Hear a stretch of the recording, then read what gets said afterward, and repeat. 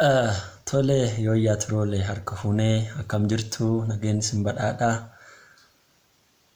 Hordoftoota kiyyaa jaalatamuu fi kabajamoo bakka jirtanutti hunda keessanuu nageenni kiyyaa isin haadha qabu jecha mata duree keenya asiin dura ture keessatti wal dura duubaan obsi yookaan obsaan injifachuun maalii fi rakkooleen obsa dhabuudhaan dhufuu danda'an maali waan jedhu irratti gabaasinee yaadota tokko kaasuuf yaallee turre. Har'a ammoo wanti an qabadhee gara kana dhufee maan jedha qormaatileen obsaa maali? Wantoonni obsa nama tokko qoruu danda'a maali? Isa jedhu waliin haasawuuf yaalla yookaan hubachiisa irratti waan ifi hubadhe irraa isin share gochuuf garana dhufuu danda'ee jira.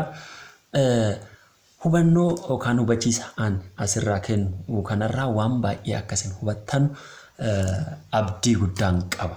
Baay'ees isin jaaladha. Baay'ee hubannoo namaan kennu kanarraas akkasiin waa hubachuu dandeettanus wamaa tokkollee shakkiin qabu jechuudha. Kanaafuu qormaatileen obsaa maali? Qormaatileen obsaa maali? Qormaatileen obsaa inni guddaan qorumsi wanti obsa nama tokkoo qoruu danda'u inni guddaan fi inni jalqabaa rakkoo. Addunyaa tanarratti warroonni haala jireenya dhala namaa kana qoratan waa'ee rakkoo kana warroonni qo'atanii bira dhaqqabanii rakkoon gurguddaa akka addunyaa kanaatti rakkoon gosa lamatu jira jedhanii amanan.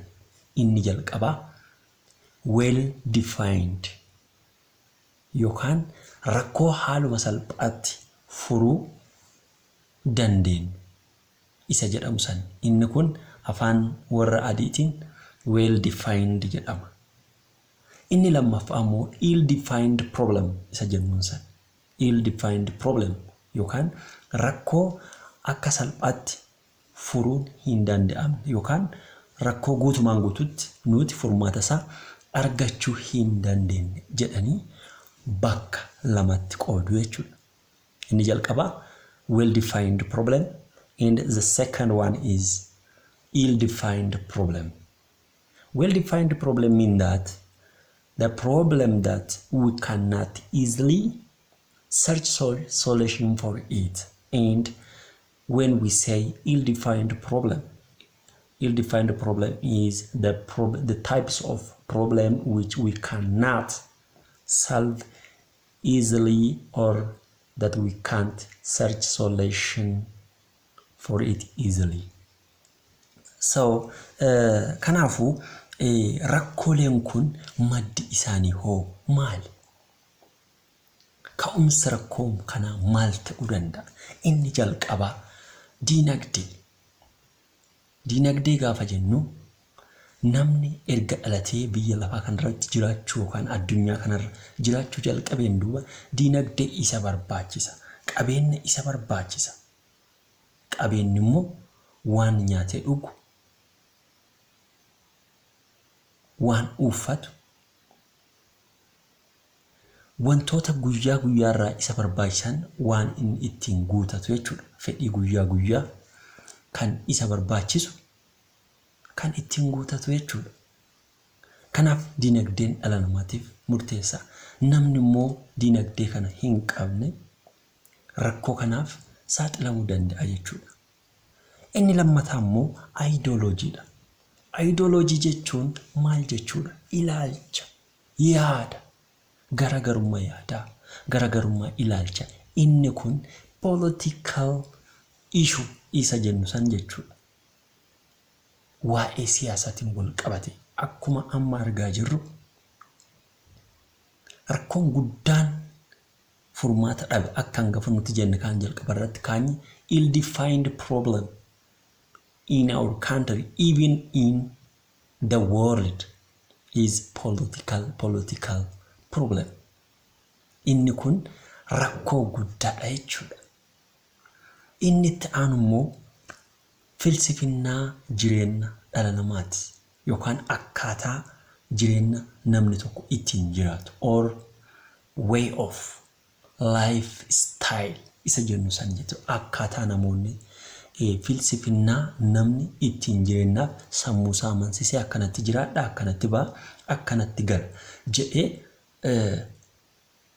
murteeffatu sun maaliif isa madda maalii ta'uu danda'an jechuudha madda rakkoo ta'uu danda'an jechuudha namoonni tokko akkaataan filoosofiin jireenya isaanii kan dogongore yoo ta'e akkaataa filoosofii isaanii sanitti jiraachuu yoo dadhaban kaayyoo isaanii yookaan galma isaanii dhaqqabachuu yoo dadhaban abdii isaanii kutachuu danda'u gaafa ammoo abdii kutannaan dhufu kan danda'u yoo obsi nama tokko dhumate jechuudha namni yoo obsa isaa fixate gara abdii kutannaatti deema jechuudha inni kun immoo wantoota obsa nama qoruu danda'an keessaa isaan tokko jechuudha kanaaf isaan hafan kanneen bira itti dabaluunis ni danda'ama isinis waan yaaddan koomentii jalatti na barreessaa deema hardhaaf haguma kana qabxilee amma kaasne kana irratti gabaabsu yaala waan na dhageeffattaniif galatoomaa horaa bulaa deebana inni dhuma wanti akka dhaamsaatti an isin jechuu barbaadu hundumti keessaniyyuu warroon FB irrattis ta'e YouTube irratti kan YouTube irratti na hordoftanu email akka qabdan abdiin qaba warroon immoo na hordofaa kiyyateetanii email hin qabne email keessan banadhaati YouTube irras seenaa video kana laala warraa barattu warraa hubattu isinis boruu nama yaada ammaan asii kaasu kanarratti yaada na comment gochuu ta'uu dandeettan waan ta'eef waan hubattanirraa waan isinitti gaafi ta'e immoo waan an bal'inaan yaada irratti kennuun qabu jettanii waan yaaddan comment irra na barreessaa galatoomaa horaa bulaa kan ammoo waan gootanuuf like share comment subscribe gochuu hin irraanfatinaa nagat naturaa baay'ee sin jaaladha nagaa keessa naturaa hamtuun isin argatin